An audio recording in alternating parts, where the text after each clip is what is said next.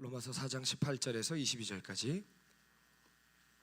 제가 가진 성경은 신약 성경 244쪽에 있고요. 성경이 없으신 분들은 앞에 나오는 말씀을 함께 보시면 되겠습니다. 교독하고 마지막 22절 함께 읽습니다. 제가 먼저 읽겠습니다. 아브라함이 바랄 수 없는 중에 바라고 믿었으니 이는 내 후손이 이 같으리라 하신 말씀대로 많은 민족의 조상이 되게 하려 하심이라.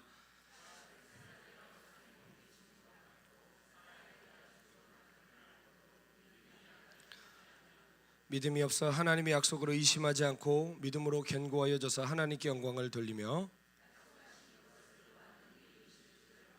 함께 읽습니다. 그러므로 그것이 그에게 의로 여겨졌느니라.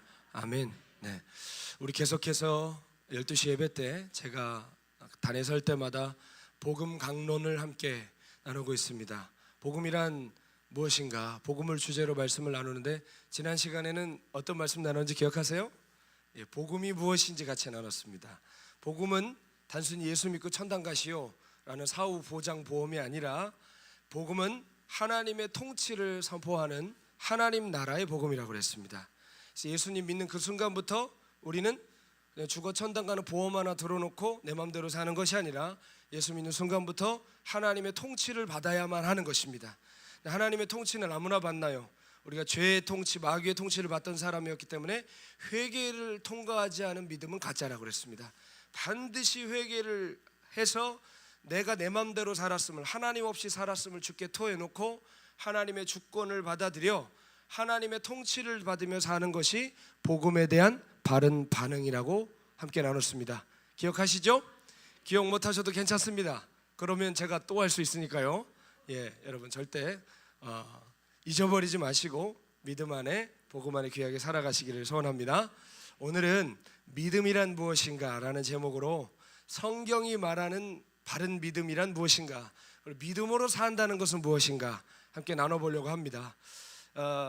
설교가 제가 복음 강론 처음 시작할 때부터 얘기했지만 막 가슴 뜨겁고 아름답고 들을만하고 재미난 이야기가 별로 없을 수 있다고 그랬어요. 왜냐하면 성경적인 설명을 많이 해야 되기 때문에.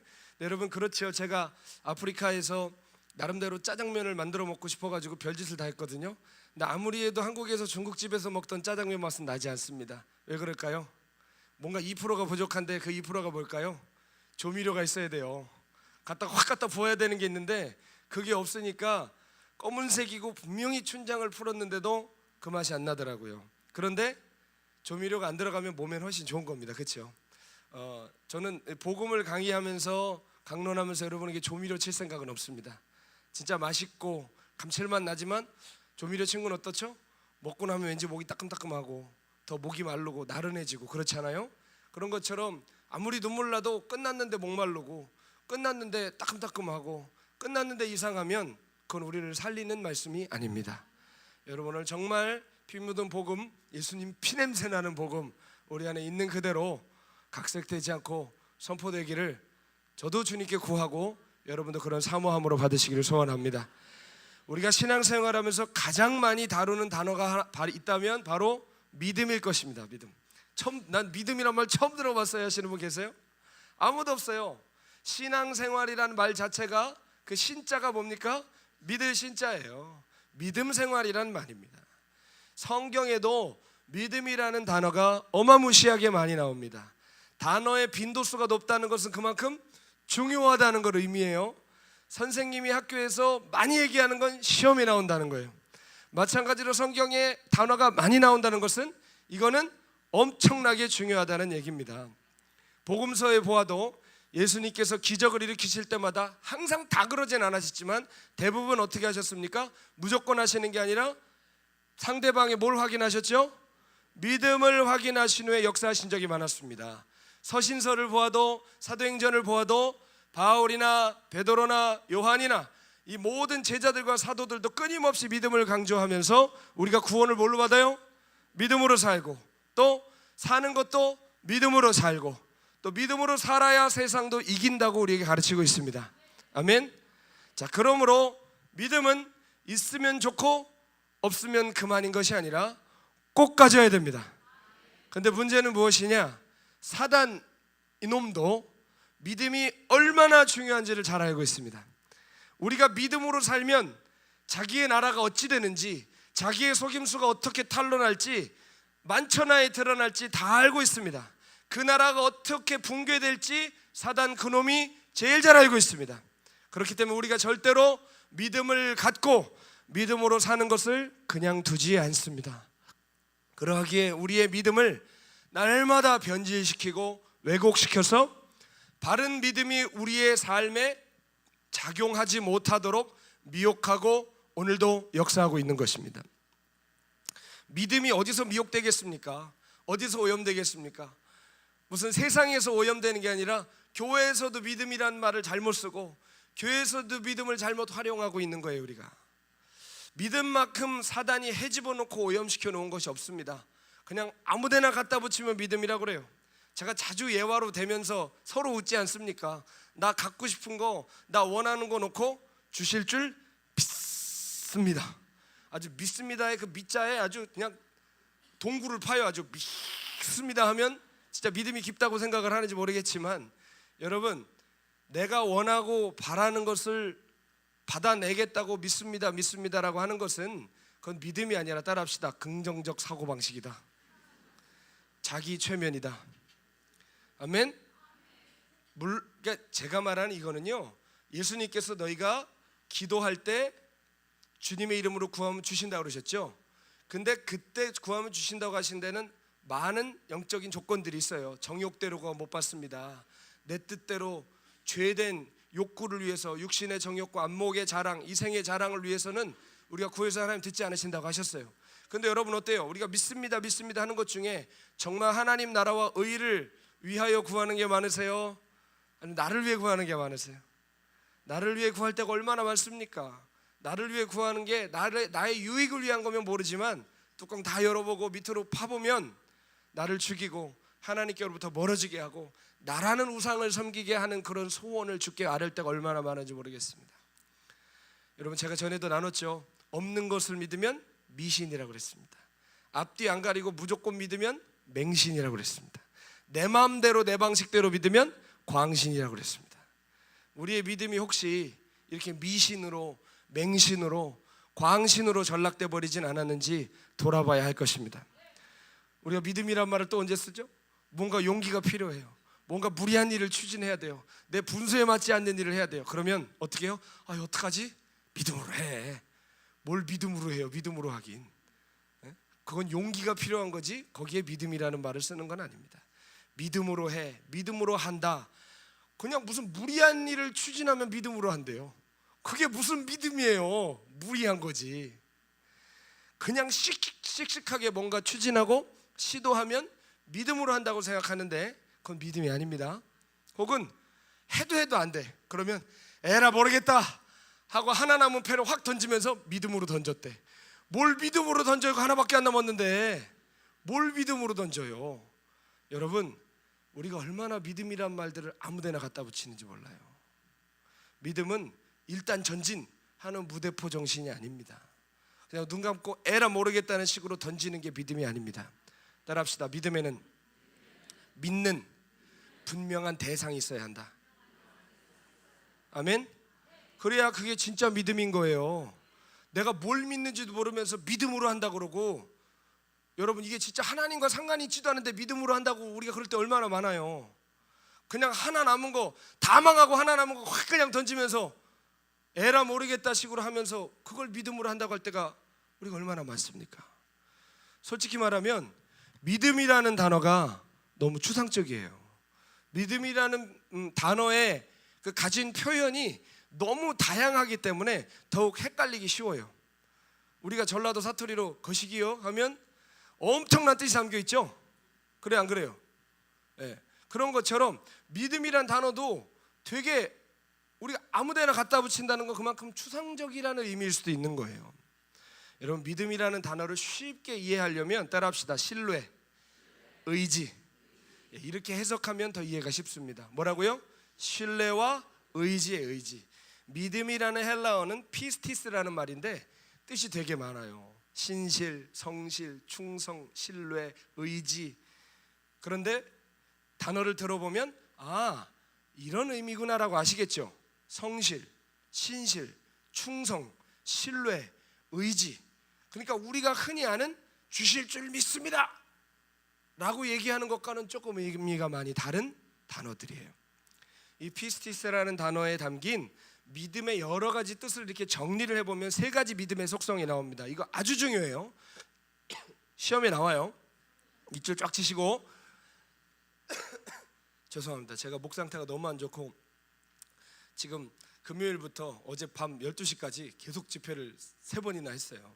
그리고 오늘도 이 말씀 전하고 3시에는 또 필그림 교회 가서 청년 설교해야 되고 내일은 또 마가다락방 대집회 설교를 합니다. 대집회 설교한다고 얘기 안 하려고 그랬다가 얘기했습니다. 제가 한다 그러면 아무도 안 오실까 봐 엄청 걱정하고 있습니다. 박보영 목사님이 하실 수도 있습니다. 많이 들어오십시오. 예. 믿음의 3가지 아주 중요한 조건이 있는데, 첫째 따라합시다. 오직 믿음. 두 번째 중요한 속성이 있는데 전심의 믿음. 세 번째 끝까지 믿음. 이걸 어떻게 비유하면 제일 좋냐? 수영하다가 물에 빠졌어요. 더운 날에 아무도 도와주는 이 없고 혼자 빠져 있어요. 발이 안 닿습니다. 꼴깍꼴깍 넘어가요. 제가 인명 구조하셨던 분한테 물어보니까 사람이 빠지면 2번 떠오른다고 그래요. 3번 떠오른대요. 3번 떠오르는데 한 번 떠올랐을 때 물을 확 먹잖아요. 그럼 코로 물이 들어가서 기도로 물이 들어가서 폐가 찬대요. 근데 폐에 3번 물이 차면 사람은 가라앉는 거래요. 근데 가라앉기 전에 폐에 남은 공기 때문에 뜨는 거라는 거예요. 자, 생각해 보십시오. 한 번 가라앉고 확 마셨어요. 물을. 얼마나 무섭겠어요. 물에 빠져보셨죠? 저도 물에 빠져봤는데 진짜 무섭더라고요. 2번째 꼴깍했어요. 마지막 딱 나왔는데 갑자기 누가 나한테 줄을 던졌어요. 자, 이 상황이라고 생각하세요. 이제 가라앉으면 끝이죠. 한 번만 더 가라앉으면 그 줄 잡아요? 못 잡아요?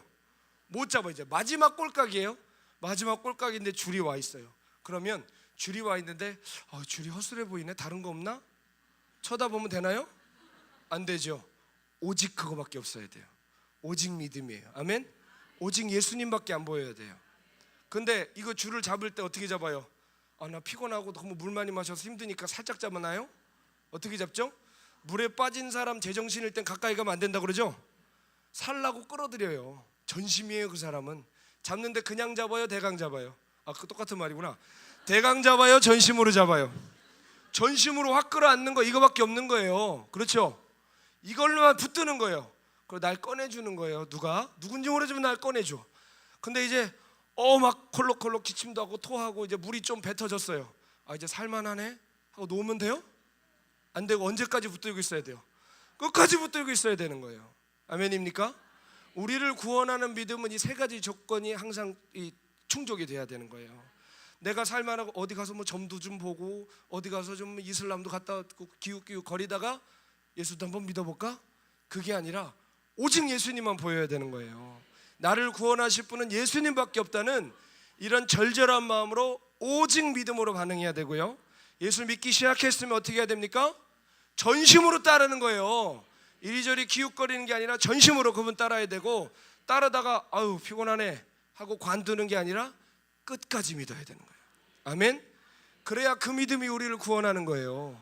그 믿음이 우리를 승리케 하는 거예요. 아멘이십니까? 자, 이해가 쉬우셨죠? 예. 어려우시면 한번 실험을 해보도록 해드리겠습니다. 예. 우리를 구원하는 믿음은 이런 거예요. 오직 예수님만 붙들고 믿되 전심으로 붙들고 그리고 천국 갈 때까지 끝까지 붙드는 것입니다. 이 믿음의 3가지 요소 중에 한 가지만 문제가 생겨도 우리의 신앙은 병이 들어요. 우리의 믿음은 흔들리기 시작해요. 오늘 우리가 로마서지만 아브라함 이야기를 봤어요. 그렇죠? 이 아브라함의 삶을 보십시오. 아브라함이 처음에 어디 살았어요? 지금의 이라크 땅, 바벨론 땅에 살았어요. 갈대아 우르 출신이었는데 아버지 따라 하란으로 갔다가 거기서 아버지도 죽어버려요.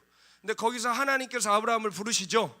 젖과 꿀이 흐르는 땅, 내가 너를 복의 근원으로 만들어주겠다.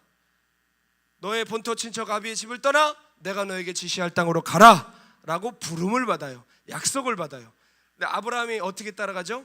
오직 그 약속만 바라보고 당시 부족 사회에서 본토 친척 아비를 떠난다는 것은 살해당할 위험이 높아집니다. 아주 그것은 위험한 행동인 거예요. 이해 가십니까? 아주 이거는 말도 안 되는 선택을 한 거예요. 근데 뭐 때문에 떠났어요? 오직 하나님의 약속을 보고 떠났어요. 오직 믿음이었어요. 아멘. 오직 믿음으로 그 길을 떠났습니다. 근데 문제는 뭐예요? 그렇게 멋지게 출발을 했는데 아브라함의 믿음이 참 여러 번 많이 흔들렸습니다. 가나안 땅에 도착하자마자 처음 맞이한 건 가뭄이었어요. 큰 가뭄이 일어나니까 마음이 갑자기 확 어려워집니다. 그렇죠? 아니 분명히 복의 근원이 되게 하신다고 그랬는데 이건 복의 근원이 아니라 말라 죽게 생긴 거예요. 그래서 어떻게 합니까? 젖과 꿀이 흐른다는 이집트 땅으로 내뺍니다.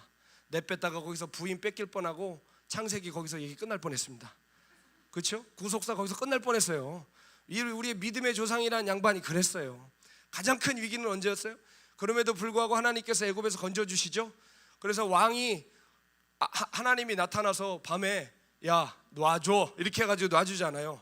그러면서 많은 재물과 종들을 붙여줬는데 그 종 중에 누가 딸려와요? 애굽 종 하갈이 딸려오는 거예요 그때. 그러니까 여러분 우리가 믿음의 눈을 감아버리고 내 머리와 내 생각과 내 경험을 따라가면 항상 그렇게 올가미가 하나씩 따라오는 거예요. 우리의 삶에. 하갈이 애굽에서 따라붙었단 말이에요. 그러다가 세월이 흐른 후에 하나님 분명히 내 씨에서 많은 사람 많은 열매가 날 거라 그러셨는데 씨는커녕 부인도 이제 늙어가고 자신도 이제 쇠약해져가는 상황이 이른 겁니다. 그때 어떻게 하죠? 하나님의 약속을 망각하고 하갈과 동침하여 이스마엘을 또 낳았습니다. 창세기 여러 번 끝날 뻔했습니다. 정말 거기서 구속사가 끝났으면 우리가 이렇게 성경 순서 외우거나 이렇게 막 성경을 공부할 필요도 없었을 겁니다. 13장에서 이미 벌써 끝났으니까요. 자, 그런데 그의 어떠함에도 불구하고 약속하신 하나님의 신실하심으로 결국 그를 다시 이끄셔서 당신의 뜻을 이루어 가셨습니다. 여러분 하나님과 우리가 맺은 언약은 쉽게 말해 약속이라는 건 할 만한 대상이랑 하는 겁니다. 여러분 유치원생이랑 대단한 약속 하십니까? 너 오늘 마가다락방 몇 명 오는지 나랑 내기해볼래? 1200명 오나 아니면 1200명 안 오나 내기해볼래? 우리 지는 사람이 전복사하는 거다. 여러분 유치원생이랑 그런 얘기 하십니까? 안 하죠. 그걸 할 만한 사람이랑 하는 거예요. 그렇지 않습니까? 여러분 하나님이 우리랑 언약을 맺을 만한 분이십니까? 솔직히 말해보세요. 우리가 하나님이랑 언약의 대상이에요? 야 너 이거 지켜야 된다. 그래야 복 받는다. 그래야 구원 받는다. 너무 뻔한 얘기거든요. 여러분 하나님 우리와 맺으신 언약은 원어를 보면 일방적인 언약. 못 지킬 줄 알면서 이게 깨질 줄 알면서 내가 끝까지 책임지겠다는 마음으로 우리랑 맺으신 게 언약이에요. 아멘. 우리는 늘 하나님 배신하잖아요. 근데 그분은 우리를 늘 믿어주시고 신실하신 사랑으로 기다려주시잖아요. 우린 늘 넘어졌는데 주님은 그 사랑으로 우리를 포기하지 않으시잖아요. 그게 하나님의 사랑이고 하나님의 언약이에요. 아멘이십니까? 아브라함과 언약을 맺었지만 한 장 넘어가기도 전에 깨졌습니다. 그렇지만 하나님이 늘 도와주세요. 하나님이 늘 붙들어 주셔서 은혜의 길로 진리의 길로 인도해 주십니다. 그래서 그 과정 속에 하나님이 하시는 일이 뭐예요? 아브라함의 믿음을 온전케 하시는 것이었어요. 믿음이 얼마나 불완전했어요? 오직 믿음인 줄 믿음으로 확 출발했는데 출발하자마자 이집트로 도망가고 하갈과 동침해서 이상한 거 나놓고 별짓 다 했잖아요. 그렇죠? 자, 그런데 그렇게 불완전했던 믿음이 많은 세월과 사건들을 거치면서 나중에는 어떻게 됩니까? 아들을 바치라는 음성에도 기꺼이 순종하고자 했던 온전한 믿음으로 성장했습니다. 히브리서를 보면 아브라함이 하나님을 믿음으로 신뢰함으로 그 아들을 바치려 했다라고 나와 있습니다. 하나님을 향한 그의 신뢰와 의지와 충성이 불완전하고 흔들리는 단계가 아니라 이제 온전한 단계에 이르렀다 이 말입니다. 그런 의미에서 믿음과 순종은 함께 가는 것이에요. 믿음이 크면 순종도 크는 것입니다. 믿음 따로 순종 따로 노는 것은 거짓말이에요. 복음의 정수를 담았다는 로마서도 1장과 16절에 처음을 시작하며 끝을 맺으며 동일한 문장으로 이 복음의 속성에 대해서 얘기하는데 따라합시다. 믿어 순종케 한다. 아멘. 이 복음으로 믿어 순종케 한다고 그랬습니다. 믿음과 순종이 따로 가는 게 아니라 믿어서 순종케 하는 복음이라고 그랬습니다. 여러분 믿으면 순종합니다. 은사 몇 개 받았느냐, 사역을 얼마나 잘하느냐가 믿음의 크기가 아니라 순종의 깊이가 곧 믿음의 깊이고 순종의 크기가 곧 믿음의 크기라는 것입니다. 오늘 성경에 보면 아브라함은 바랄 수 없는 중에 바라고 믿었다고 그랬습니다. 상황은 불가능했습니다. 부인은 이미 여자로서 아이를 낳을 수 있는 모든 이 생체적 시스템이 다 끝났습니다. 생리가 끊어졌습니다. 아브라함도 나이 많은 정말 완전히 꼬부랑 할아버지가 되어버렸습니다. 그러나 상황은 불가능하였지만 그거 어떻게 했대요? 말씀하신 하나님을 신뢰하고 의지했습니다. 믿음이 없어, 이 성경 그대로 표현하는 겁니다. 믿음이 없어 하나님의 약속을 의심하지 않고, 따라합시다, 믿음으로 더욱 견고하여졌다. 아멘. 그러므로 믿음은 뭐예요? 내가 없는데 믿습니다. 주실 줄 믿습니다. 저 아파트 주시옵소서, 저 벤츠 주시옵소서. 이게 믿음이 아니라 불가능한 상황임에도 불구하고 하나님이 주리라 하면 그 상황을 뛰어넘어 더욱더 나를 견고하게 하는 것이, 그게 믿음이라는 것입니다. 아멘. 21절을 보면 믿음의 정수가 나옵니다. 함께 읽겠습니다. 시작. 약속하신 그것을 또한 능히 이루실 줄을 확신하였습니다. 약속하신 것을 능히 이루실 줄 확신하였다고 그랬습니다. 그것으로 그는 하나님께 옳다 여기심을 받았습니다. 예수 믿는다는 것은 내가 모태신앙으로 태어나거나 혹은 기독교 배경 아래서 교회 다니면서 기독교 교양을 익히고 기독교 문화 배경 속에서 살아가는 것이 아니라 예수님을 신뢰하고 예수님을 의지하여 사는 것이 예수 믿는 삶이라는 것입니다. 신뢰하고 의지하면 어떻게 될까요? 신뢰하고 의지하는 그 대상이 내 삶을 움직이기 시작하는 것입니다. 사기꾼 말을 믿으면 어떻게 될까요? 사기꾼 말이 신뢰가 되고 의지할 만하다고 생각하면 어떻게 될까요? 집 문서, 땅 문서 다 갖다 바칩니다. 사기당하는 사람들 봤습니까? 뭐에 씌운 것 같아요. 그렇죠? 보증 서서 도장 찾는 사람 보셨어요? 말릴 수가 없어요. 그래요, 안 그래요? 한 번도 못 보셨군요. 사기 당하는 사람은 뭐에 씌운 것 같아요. 그리고 문제는 뭔지 아십니까? 다 갖다 바쳐놓고도 아직도 믿고 있어요. 아직도 믿고 있어요. 여러분, 믿음은 이렇게 나를 움직이는 거예요. 아멘. 믿는 그 대상을 향해서 움직이게 하는 게 바로 믿음이라는 거예요. 내가 믿는 만큼 의지하고 믿는 만큼 신뢰합니다. 믿는 만큼 갖다 바치고 믿는 만큼 헌신하는 거예요. 믿음은 그 믿는 대상을 따라 내 삶을 움직이게 하는 능력이 있습니다. 예수를 믿으십니까, 여러분? 예수님 믿으세요? 그 말은 무슨 말일까요? 예수님 따른다는 말이에요. 말씀 지키겠다, 예수님과 함께 살겠다는 의미가 거기 있는 것입니다. 무슨 전도 받고 나서 예수 좀 한번 믿어볼까? 그건 믿음이 아니에요. 그건 믿음이 아니에요. 아멘? 예수를 믿는다는 것은 아까 말씀드렸죠? 오직이고 전심이고 끝까지예요. 아멘.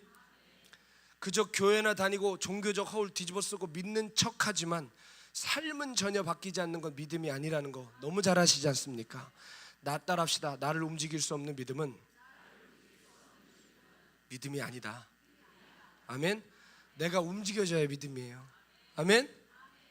마가의 다락방에 왜 오셨어요? 왜 여기까지 움직이셔서 오셨어요? 나를 여기까지 이끄는 믿음이 있었어요. 가면 은혜 받을 거야, 회복될 거야, 하나님을 만날 거야. 아멘. 물론 저처럼 설교해야 되니까 온 사람도 있어요. 여러 가지 이유가 있겠지만 여러분 어찌됐든 그 모든 믿음으로 우리 움직입니다. 12시에 예배가 있는 줄 믿으니까 오셨죠? 12시에 예배가 있는지 없는지 잘 모르겠어요. 그러면 올 때 자신 있게 오세요. 자꾸 여기저기 전화하면서 확인하면서 오세요. 확인하면서 오죠. 근데 우리가 12시 예배가 맞냐고 확인하며 오지 않는 이유는 뭐예요? 있는 줄 믿기 때문에 오는 거예요. 아멘. 내가 믿는 그것은 나를 반드시 움직인다는 거 평생 잊으시면 안 됩니다. 그게 믿음의 속성이에요. 하나님의 말씀에는 순종이 굼뜬데 돈 문제, 사람 문제, 성공 문제에는 재빨리 반응하고 움직인다면 그 사람 신뢰와 믿음은 어디가 붙어 있는 걸까요? 거기에도 붙어 있는 거예요. 나를 빨리빨리 움직이는 거, 나를 움직이게 하는 거, 거기에 내 믿음이 가 있다. 거기에 내 신뢰와 의지가 가 있다는 거 기억하셔야 됩니다. 우리 신앙생활의 목표는 뭘까요? 성도였는데 집사로 승진했어. 집사였다 권사가 됐어. 권사 됐다가 장로 됐어. 이게 신앙생활의 목표가 아니에요. 아멘? 어떤 저희 고모가 되게 열심히 교회를 섬기는 분인데 어떤 성도가 교회 몇 년 다녔다고 집사가 되셨대요. 집사 안수를 받으셨는데 임직을 하셨는데 예수 얼마 안 믿고 집사가 됐으니까 아직 교회에서 쓰는 단어를 모르잖아요. 전화를 이렇게 집사 되시고 나서 전화하시는데 누구누구 나 오늘 집사 땄어 그러더래요. 그러니까 참 얼마나 참 웃픕니다. 웃기면서도 슬프단 얘기죠. 집사 땄대요. 여러분, 우리 신앙생활의 목표는 집사 따시는 게 아니에요. 목사 따는 게 아니에요. 아멘이십니까? 무슨 자격증 따고 세상에서 괄시 받다가 여기서는 무슨 사자 들어가는 그거 하고 인사 받으려고 교회 다니는 거 아닙니다. 그게 우리 신앙의 목표 아니죠. 내가 장로라고 믿음 저절로 좋은 거 아니고 목사라고 무조건 성숙한 것이 아닙니다. 신앙생활은 무엇이냐? 온전한 믿음으로 나아가는 여정이에요. 처음부터 믿음 좋은 사람 있을까요, 없을까요? 다들 근데 시작은 아주 힘차게 시작들 했어요. 그렇죠? 은혜를 받으시고 이제 믿어보는 거야, 힘차게 시작들 했습니다. 열정도 있었습니다. 아브라함이랑 똑같죠. 근데 어때요? 처음 우리가 힘차게 시작을 하지만 그 믿음 안에는 온전함이라는 단어를 찾기가 어려워요. 하나님에 관한 것도 섞여 있지만 근데 방향은 일단 하나님을 향해 있어요. 이 믿음이 방향은 하나님으로 향해 있는데 갈래길이 너무 많은 거예요. 그렇죠? 많은 불순물들이 섞여 있는 거예요. 우리의 경험과 생각과 통념과 이성과 감정과 여러 가지들이 우리 믿음 속에 섞여 있습니다. 그렇죠? 그 상태로 신앙생활 하다 보면 어떻게 돼요? 자꾸 견누질하는 거예요. 딴 길로 새는 거예요. 마른 믿음으로 산다, 찬양한 믿음으로 살게 하소서 하지만 자꾸 딴 거 쳐다보는 겁니다. 그러다 보면 불협화음이 생기고 잡음들이 계속 생깁니다. 세상 일 하면서도 믿음으로 한다고 그러고 세상 일 하면서도 믿음의 사업장이라고 그러고. 여러분, 오해하시면 안 됩니다. 삶 속에서 일어나는 많은 상황 속에서 우리가 정말 믿음으로 반응을 해야 되는데 감정으로 반응하고 경험으로 해석하고 이성으로 대응한다면 우리는 항상 흔들리고 어려움 겪는 삶을 살 수밖에 없습니다. 우리는 신앙생활 속에 겪는 많은 일들이 있죠. 여러분, 예수 믿고 아무 문제가 없나요? 그 거짓말이에요. 그거는. 그렇죠?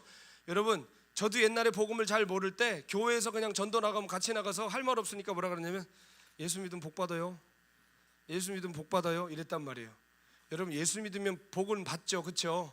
근데 그게 팔복을 읽어보면 굉장히 살벌한 복이라는 걸 알 수 있습니다. 그 복이 아니요. 그렇죠? 가난한 게 복이고 애통이 복이고 우리가 생각하는 복인 줄 알고 덤벼들었다 큰일 나는 겁니다. 이거. 그렇죠? 자, 우리가 그렇게 예수 믿고 나서도 많은 일들이 우리 삶에 일어나고요. 어떤 사람은 심지어 예수 믿고 나서 더 고난 중에 사시는 분들 계십니다. 그런데 그 속에서 우리가 뭘 배워야 해요? 믿음으로 반응하는 법을 배워야 돼요. 여러분, 믿음으로 반응한다는 거 제가 쉽게 알려드릴게요. 따라합시다. 주님만 바라보는 믿음의 눈이 뜨이는 것이다. 아멘. 믿음으로 반응하는 것은 다른 게 아니에요. 믿음으로 내가 너를 한 대 때려주겠어, 그게 아니라 믿음으로 반응한다는 건 뭐라고요? 주님만 바라보는 눈이 뜨이는 거예요. 주님만 바라본다, 무지하게 많이 쓰는 문장입니다. 그렇죠? 뭐 하다가 뭐 상담하다가 할 말 없고 그러면 주님만 바라봐. 교회 떠나고 싶다 그러면 네가 주님 바라보러 오지 사람 바라보러 와? 이런 무슨 추임새 넣는 데나 쓰이는데 그만큼 여러분, 신앙생활하면서 주님 바라본다라는 문장 진짜 많이 쓰고 노래 부를 때도 고백하고 기도할 때도 엄청 하는 고백이지만 솔직히 우리끼리만 말해보겠습니다. 주님 바라보는 거 쉬워요, 어려워요? 너무 어려워요. 제일 어려워요. 주님만 바라보는 거. 주님도 바라볼 수는 있어요. 그렇죠? 근데 주님만 바라보는 거 진짜 어려워요. 그렇지 않겠습니까? 이거는 그 믿음의 연단과 그 믿음의 산과 골짜기를 넘어보지 않으면 되지 않는 일이에요. 막 예전에 그랬습니다. 탄자니아에 살 때, 아프리카에 살 때 제 아내가 이제 임신을 해서 5개월 차가 됐을 때 이제 배가 나오면 비행기에서도 잘 안 태워주려고 그러거든요. 그래가지고 5개월 차가 됐을 때 먼저 내보냈어요, 식구들을. 혼자 덜렁 남을 때 외롭겠어요, 안 외롭겠어요? 외롭죠. 근데 주변 선교사님들이 와가지고 이제 혼자 남았으니 주님만 바라볼 수 있겠구만. 혼자 남는다고 주님만 이렇게 바라봐지나요? 혼자 있을 때 딴짓하던 놈은 가족도 떠나고 진짜 혼자 있으면 진짜 딴짓하는 거예요, 그때부터. 그렇지 않습니까? 주님만 바라보는 훈련이 돼야 돼요. 그게 믿음으로 사는 거예요. 그게 믿음으로 반응하는 거예요. 아멘. 제일 어려운 게 주님만 바라보는 거예요. 너무 주님만 바라보는 게 어렵다고 그러는데 아멘이라고 하시면 안 되죠. 자, 믿음이란, 신앙이란 주님만 바라보는 것이고 주님만 바라볼 때 온전해질 수 있는 거예요. 우리 삶에 주님만 바라보는 눈이 띄어지지 않으면 어떻게 될까요? 날마다 곁눈질하는 거예요. 날마다 샛길로 새는 거예요. 남이랑 비교하는 거예요. 머리 굴리고 상황 따라서 늘 변덕을 부리는 거예요. 이 변덕이 끝나고 요동과 흔들림이 끝나서 온전히 주님을 신뢰하는 지경에 이르기까지 주님은 포기하지 않으실 거예요. 아멘. 여러분, 여기까지 변덕이 없으셨고 신앙에 널뛰기가 없으셔서 여기까지 오셨나요? 어떻게 오셨어요? 어떻게 오셨어요? 주님이 우리를 포기하지 않으셨잖아요. 아멘. 저는 어떻게 목사 돼서 여기까지 섰을까요? 여러분보다 의지와 결단력이 좋았을까요? 저는 의지 박약의 의지 박약, 결단 장애자예요. 왜 내가 여기에 어떻게 서 있나 생각해보면 이게 그냥 빈말로 신앙의 어떤 미사여구라는 말이 아니라 하나님의 은혜인 거예요. 아니, 나 같은 것을 내가 주님이라면 나 버렸겠다 생각하는데 나를 포기하지 않으시고 여기까지 끌어주신 거예요. 여러분, 하나님이 우리에게 무엇을 주셨나요? 천사 중에 괜찮은 놈 하나 잡아다가 십자가에 매달으셨나요?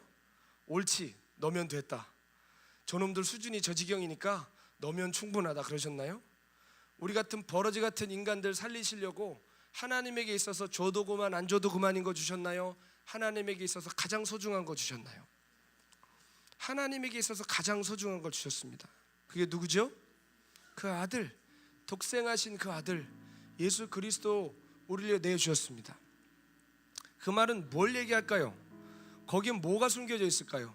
내가 널 사랑해, 그 말도 있습니다. 그렇죠? 근데 여러분, 그것은 그냥 그 순간만 보여주면서 야, 내가 너 이만큼 사랑해, 그 순간에 하나님의 마음을 보여주려고 하신 게 아니에요. 더 큰 의미가 있어요. 더 영속적인 의미가 있어요. 뭘까요? 따라합시다. 난 끝장을 볼 거야. 난 포기하지 않을 거야. 아멘. 십자가에는 그런 하나님의 마음이 담겨 있어요. 난 널 포기하지 않을 거야. 난 끝장을 볼 거야. 삼국사기에 보면 계백장군이 황산벌 전투 나가기 전에 가족들 다 죽이고 가죠. 그걸 보면서 아유, 저 인간 잔인하네 라는 사람 없습니다. 그건 계백장군에 뭘 보여주는 거예요? 난 뭘 볼 거야? 끝장을 볼 거야. 그 마음인 거예요. 하나님이 하나밖에 없는 당신의 아들 십자가에 내어주신 것은 이만큼이야 그게 아니라 내가 이만큼인데 끝까지 이만큼이야. 끝까지 사랑할 거야. 너희 포기하지 않을 거야. 나는 끝장을 볼 거야. 그게 그 주님의 십자가에 주님의 하나님의 그 아버지 마음이 담겨 있다는 것입니다. 주님 우리 포기하지 않으실 거예요. 우리가 온전한 믿음으로 서갈 때까지 주님은 절대로 지치지 않으실 거예요. 주님이 우리를 광야로 누구나 들어가게 하십니다. 광야를 통과하지 않는 신앙인 아무도 없습니다. 광야를 우리가 지날 때 주님 우리에게 원하시는 게 뭘까요? 우리 안에 있는 믿음의 불순물들을 제하시는 것입니다. 홍해 갈라질 때는 주님 찬송하다가 먹을 거 없으면 대번 애굽으로 돌아가자고 하는 게 그게 출애굽의 역사만이 아니라 우리의 역사 아닙니까? 그렇죠? 병 낫고 문제 해결되고 하늘에서 은혜가 부어지고 음성 들릴 땐 주님밖에 없는 것 같이 하다가 음성이 끊기고 삶의 어려움이 오고 이해할 수 없는 일들이 벌어질 때 우리가 그때 주님 더욱 바라봐야만, 여러분 아셔야 됩니다. 광야가 끝나는 건 아니고요. 우리 광야는 실은 죽을 때까지 가는 거예요. 그 광야가 끝나는 게 아니라 어떻게 되느냐? 우리가 찬양하듯이 황무지가 장미꽃같이 피어나고 그 광야에 길이 나고 그 사막에 강이 흐르는 거예요. 아멘. 천국은 어떤 곳입니까? 저 높은 곳을 향하여 날마다 나아갑니다. 그 찬양 부를 때 그 3절 가사인가요? 전 그 가사 부를 때마다 눈물이 이렇게 나요. 의심의 안개 거치고 근심의 구름 없는 곳. 여러분, 천국은 그런 곳이에요. 그렇죠? 이 땅을 살면서 의심이 없을 수가 있을까요? 근심이 없어질까요? 죽는 순간까지 있어요. 죽는 순간까지. 그러나 끝까지 이 길을 걷는 거예요. 주님과 함께 내 안에 있는 의심의 안개를 걷고 그 근심의 구름을 거두면서 가다가 보면 또 생깁니다. 그럼 또 주님을 바라보면서 한 걸음 한 걸음 걸어가는 것입니다. 아멘. 주님은 우리의 눈이 다른 곳을 향하는 것을 기뻐하지 않으세요. 주님을 향한 눈이 뜨여 요동하지 않는 믿음으로 살아가기를 원하십니다. 저는 아프리카에서 살았던 그 시간이 저에게는 믿음의 실체를 보게 된 곳이었습니다. 여러분, 씩씩하게 갔습니다. 기도하고 갔습니다. 근데 갔는데 물론 이제 오래 살다 보니까 말라리아 걸리는 거 아무것도 아니구나 알았는데, 처음에 가자마자 2살 단 딸애가 말라리아 걸려서 열 40도 나고 밤마다 울고 하면 마음이 어떨까요? 뭉개집니다. 뭉개져. 하나님 앞에 울부짖습니다. 내가 아파야지. 왜냐하면 저 하나님께 분명히 기도하고 갔거든요. 하나님, 내가 진짜 가서 열심히 할 테니까 약속 하나만 해주십시오. 우리 아내랑 우리 애들은 죄가 없습니다. 이 아이들은, 이 사람은 남편 잘못 만나고 아빠 잘못 만난 것밖에 없습니다. 아파도 내가 아프고 사고를 당해도 내가 당할 테니 하나님, 내가 진짜 목숨을 걸 테니 그거 하나는 지켜주세요. 근데 하나님은 그것부터 저를 시험하시더라고요. 그것부터, 내가 기도한 것부터 저를 다루시더라고요. 가자마자 말라리아라는 게 모기 물리면 바로 걸리는 게 아니라 보름 정도가 지나면 발병이 되거든요. 가자마자 보름 만에 저희 딸이 말라리아가 확진이 됐어요. 그럼 뭐예요? 가자마자 물렸다는 거예요. 내가 그렇게 기도했는데 어떻게 하나님 이러실까? 그런 마음이 굉장히 크게 들었습니다. 그리고 말라리아 끝나자마자 갑자기 둘째가 생긴 거예요. 거기서 근데 병원에서 애도 죽고 부인도 죽을 수 있다, 남아프리카 공화국으로 옮겨라. 근데 여러분, 또 옮기다가 출혈이 일어나면 3시간 안에 산모가 사망하고 애도 죽는다는 거예요. 이래도 죽고 저래도 죽는다는 거예요. 그 고단한 상황 속에 한국에서 정말 열심히 저를 위해 기도해 주셨다는 거 알고 있습니다. 며칠 전에 제가 그때 쓴 일기를 발견했는데 거의 죽다 살았더라고요. 제가 죽다 살았더라고요. 여러분, 사람이 소망이 끊어지면 그렇게 되는 거 아니에요? 그렇죠? 여러 어려움 당했습니다. 마트에 갔다가 권총 강도도 만나고, 더군다나 문제는 뭐냐, 박보영 목사님 연락 두절. 이게 바빠서 연락 두절이 아니라 일부러 연락 두절하셨어요. 일부러. 그 끝에서 얼마나 외롭고 던져졌구나, 버려졌구나, 온갖 생각 다 납니다. 근데 그 끝에서 제가 무슨 결론을 낸 줄 아세요? 내가 믿음이 하나도 없구나. 나 흉내내면서 살았구나. 그걸 알았어요. 나는 믿음이 없구나. 내가 믿어도 목사님 믿고 있었고, 내 사역 믿고 있었고, 내 주변 사람들 믿고 있었고, 마가의 다락방 믿고 있었고, 오만 데 가서 내가 믿음이 붙어 있었구나. 그걸 깨달았어요. 여러분, 제가 가끔 예화를 들지 않습니까? 이렇게 발레 파킹 해주고 나서 밤중에 집회 끝나고 내려가실 때 가로등도 화나고 주변에 있는 차들이 라이트가 화나니까 나는 라이트가 꺼져 있는데 몰라요. 주변이 화나니까. 큰 대로를 달릴 때도 가로등이 많으니까 나 불 켜진 줄 알아요. 갑니다. 불 켜진 줄 알고. 근데 언제나 불 꺼진 줄 깨닫죠? 터널에 혼자 들어갔을 때, 골목길에 혼자 들어갔을 때 불 꺼진 거 깨닫는 거예요. 그렇더라고요. 내 믿음이 아니었더라고요. 박 목사님께 비춰주는 밝은 빛, 주변의 성도들과 믿음의 동역자들이 비춰주는 밝은 빛 속에 있으면서 내가 믿음 있는 줄 착각하고 살았더라고요. 근데 혼자 뚝 떨어져서 거기 던져졌더니 제 믿음의 실체가 그대로 드러났습니다. 내가 불이 다 꺼져 있구나. 그리고 그 바닥에서부터 믿음의 단을 하나하나 쌓아가기 시작했습니다.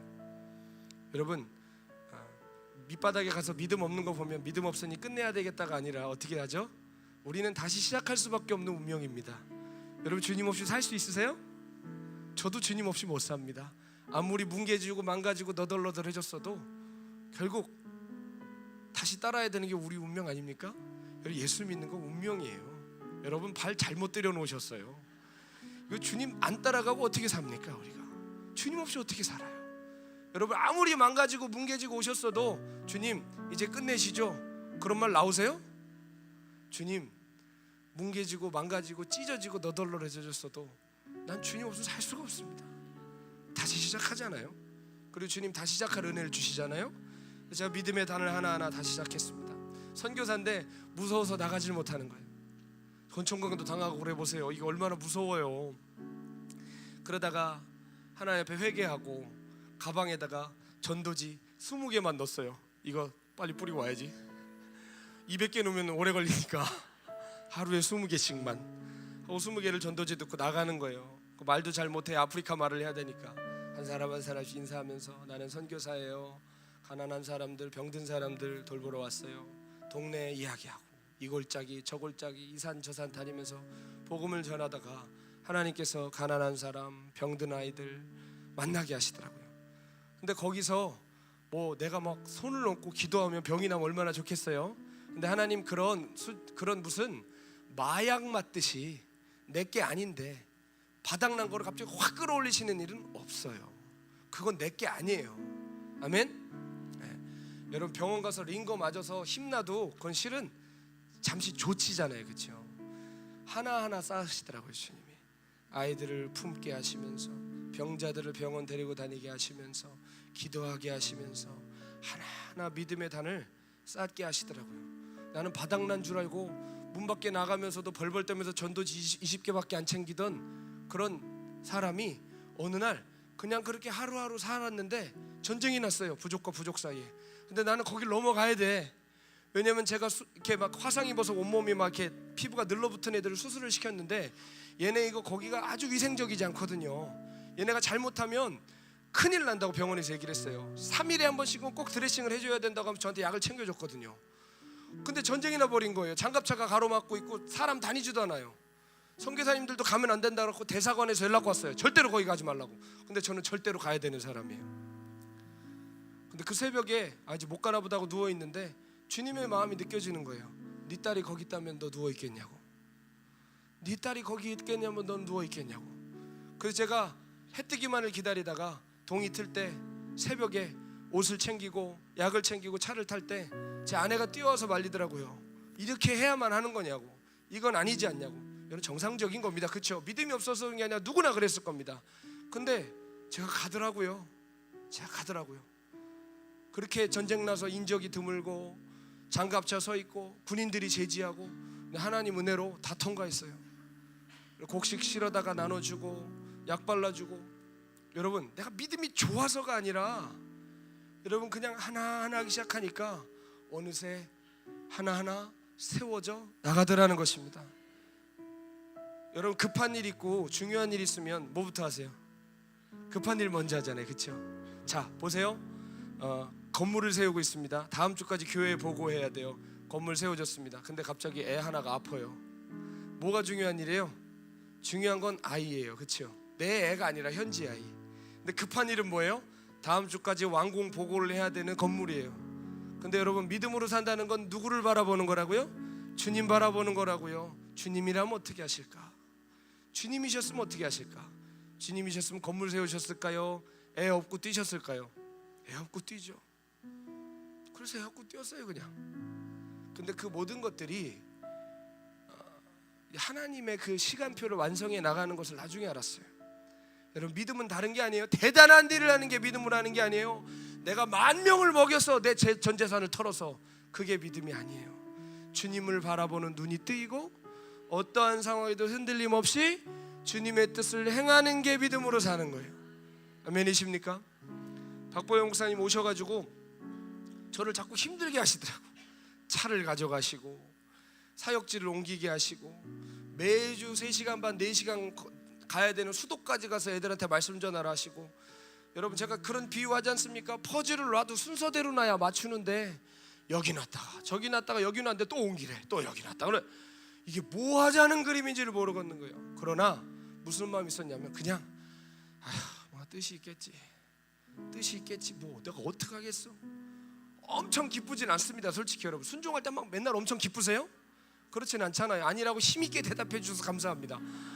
엄청 기쁘지 않아요. 그냥 우리 마음에 뭐 뜻이 있겠지 뭐 내가 어떡하겠어. 난 종인데 뭐 어떡해. 그런 마음으로 하는 거예요.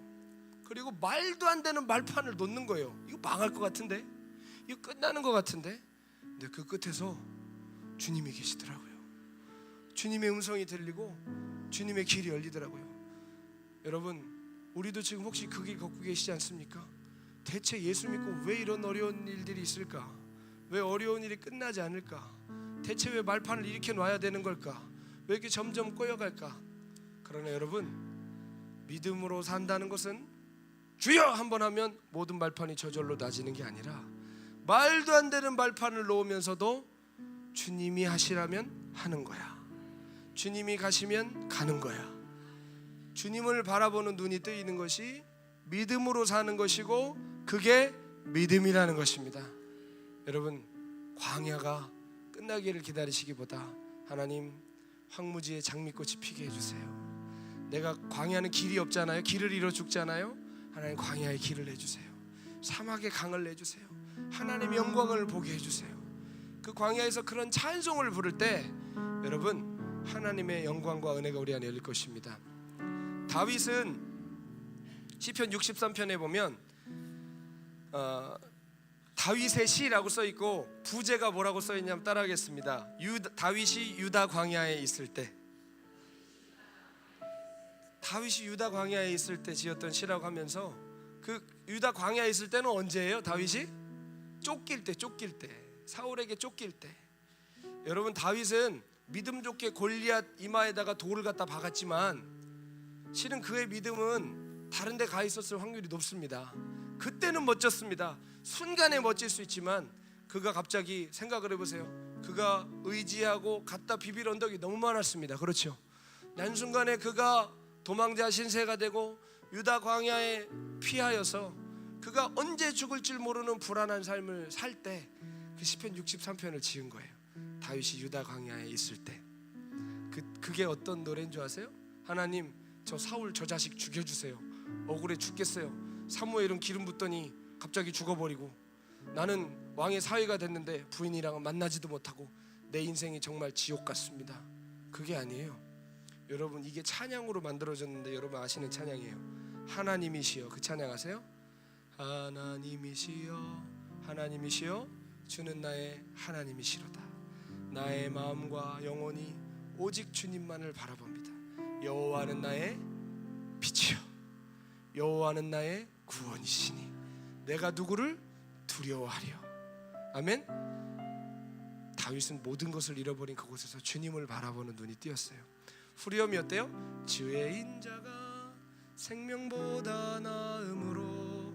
그걸 여러분 표준세 번역으로 보면 뭐냐면, 주님의 한결같은 사랑이 나의 생명보다 더 나음으로, 더 귀함으로 내가 평생에 주님만 찬양하겠습니다. 그러니까 나 죽어도 좋아요. 주님의 한결같은 사랑 안에 살게 해주세요. 여러분, 그게 쫓기는 사람의 고백입니까? 그게 죽음을 앞둔 사람의 고백입니까? 그러나 주님을 바라보는 눈이 뜨이면 그런 고백을 할 수 있는 거예요. 그게 믿음으로 사는 거예요.